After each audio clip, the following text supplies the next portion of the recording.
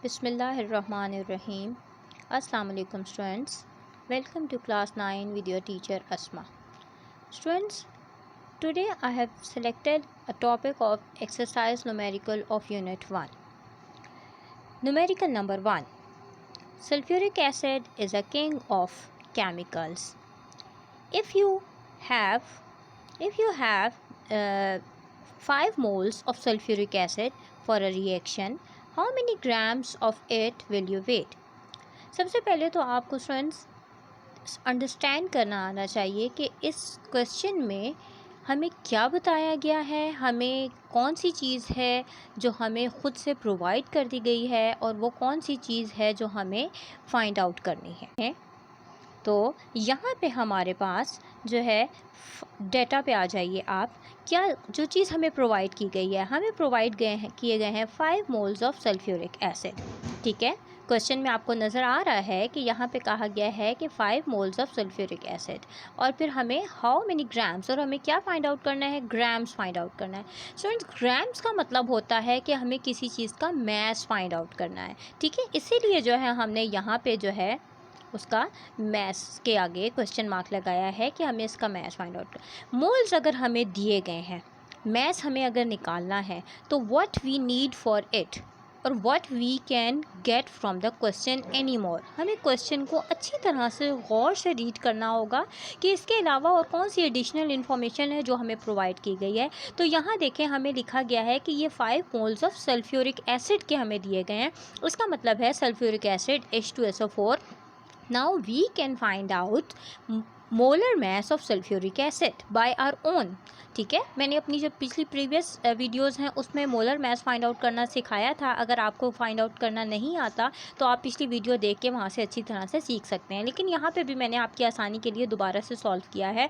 ये देखिए, हाइड्रोजन का अटोमिक मैस 1 होता है, उसके 2 एटम्स हैं, हमने उनको मल्टीप्लाई किया, फिर उसमें सल्फ़र का अटोमिक मैस 32 को ऐड किया और फिर 16 × 4 जो है ऑक्सीजन का 16 एटॉमिक मैस है, उसको 4 उसके नंबर ऑफ़ एटम से मल्टीप्लाई किया, तो फाइनल जो हमारे पास आएगा वो हमारे पास आएगा 98 ग्राम पर मोल।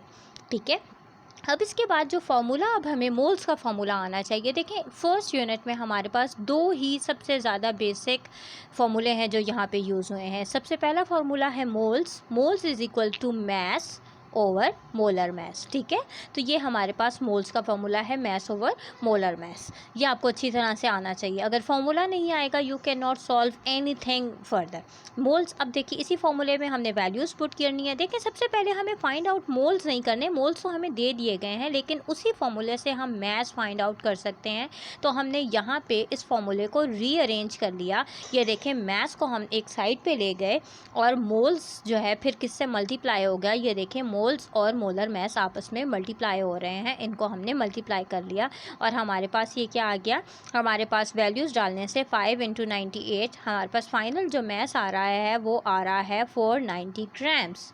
ठीक है स्टूडेंट्स, उम्मीद है कि आपको ये समझ आ गया होगा और यही हमें मैस फाइंड आउट करना था जो हमने फाइंड आउट कर लिया। मैस का यूनिट ग्राम्स में होता है, तो 490 ग्राम्स हमारे पास आए। अब आ जाते हैं हम अपने नेक्स्ट न्यूमेरिकल पे। ठीक है, numerical number 2।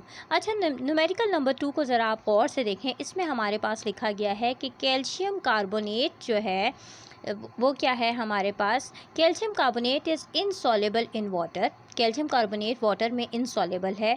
If you have 40 grams of it. ठीक है, अगर हमारे पास इसके कितने ग्राम्स हों, 40 ग्राम्स हों, सो हाउ मैनी कैल्शियम। ठीक है, यहाँ पे कि कैल्शियम के कितने आयंस होंगे और कितने कार्बोनेट के आयंस होंगे।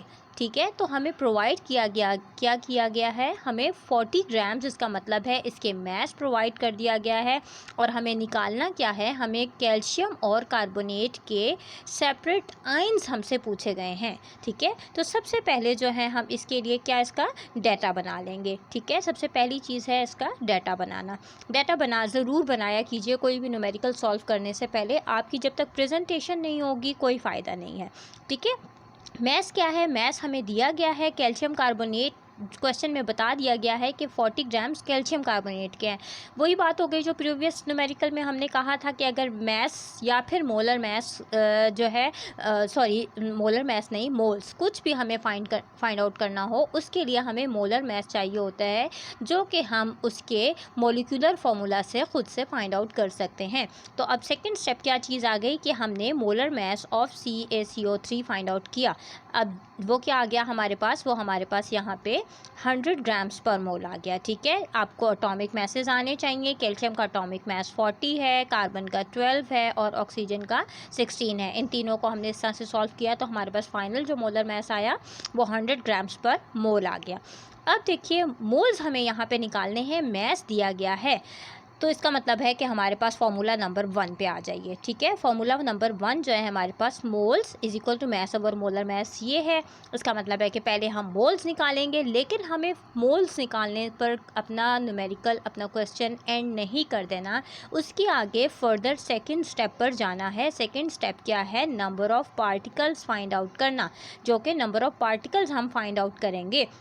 ठीक है, और नंबर ऑफ़ पार्टिकल्स का फार्मूला भी दूसरा फार्मूला जो आ गया इस यूनिट का, जो कि मैंने आपसे कहा था कि आपको ज़रूर आना चाहिए, number of particles is equal two moles multiply by Na। अब Na क्या चीज़ है, मैंने यहाँ लिख दिया है कि Na हमारे पास एवोगैड्रोस नंबर होता है और जिसकी वैल्यू फ़िक्स वैल्यू होती है। आप वरना कहेंगे कि ये 6.02 × 10⁻23 कहाँ से आ गया, तो ये फ़िक्स वैल्यू है।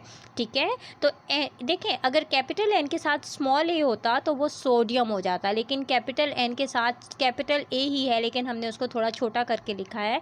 ये एवोगैड्रोस नंबर को बताता है कि एवोगैड्रोस नंबर की बात हो रही है।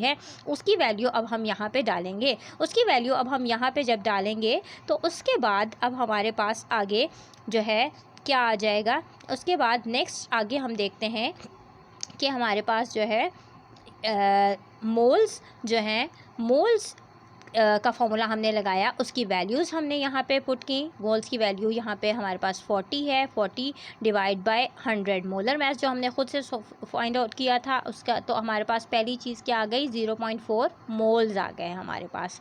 ठीक है, 0.4 मोल्स हमें फार्मूले से मिल गए हैं। अब देखें उन्हीं मोल्स को हमने नंबर ऑफ़ पार्टिकल्स के फॉर्मूले में यूज़ करना है, और जो है हमारे पास उसको किससे मल्टीप्लाई कर देना है, एवोगैड्रोस नंबर से मल्टीप्लाई कर देना है। Na से तो 0.4 मल्टीप्लाई बाय 6.02 × 10⁻23, यहाँ पे हम जब इन दोनों को मल्टीप्लाई करेंगे तो फाइनल हमारे पास जो पार्टिकल्स आ जाएंगे वो आ जाएंगे 2.408 × 10⁻23 पार्टिकल्स।